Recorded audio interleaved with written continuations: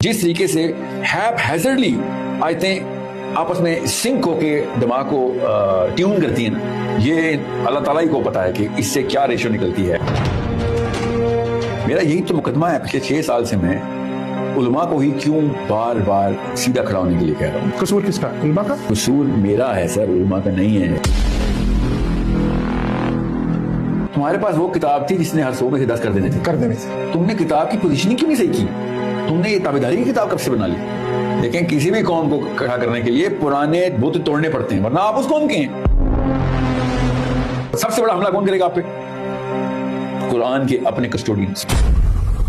मुसलमान घर में पैदा हुआ एक बच्चा, मुझे जो कुरान की डेफिनेशन उलमा ने, जो मौलवी ने बताई, यही बताई कि मैं पढ़ूंगा तो मुझे इतना सवाब होगा, मैं पढ़ूंगा तो इतनी नेकियां मिलेगी, इतनी नेकियां। मैं तो वहीं तक बैठा हूँ। 12वें साल तक तो ठीक थी, उसके बाद तो आप अपने जिम्मेदार खुद हैं। ये सेल्फिशनेस छोटी कौम की निशानी थी कि मैं अपने ही फायदे, यहाँ तक कि हम अपने बच्चे तक कैश करते होते हैं।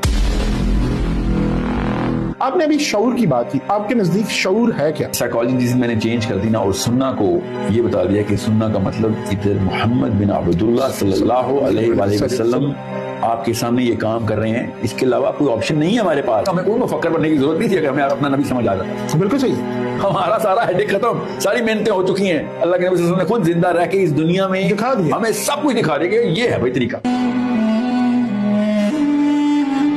अगर आप मानते हैं कि आपको अल्लाह ही ने बनाया, बिल्कुल, तो बस कुरान के अलावा कोई खैर होती मेरा नबी दे जाता। आर्टिफिशियल इंटेलिजेंस कहते हैं, क्या ये भी शऊर की एक किस्म या एक ये फितना है? दजाल का जिक्र किया गया, कहा गया कि ये जो एआई है ये भी दजाल की एक किस्म है, ऐसा है? हो सकता है दजाल से साहबी मिल के आए हुए हैं,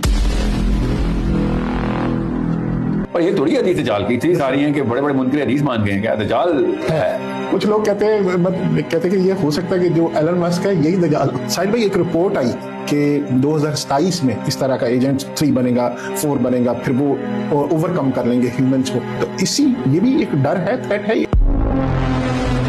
क्या कनाडा में कितने पैसे कमा लेते थे और पाकिस्तान में क्या वो कमाने की शरह ज्यादा है, कम है?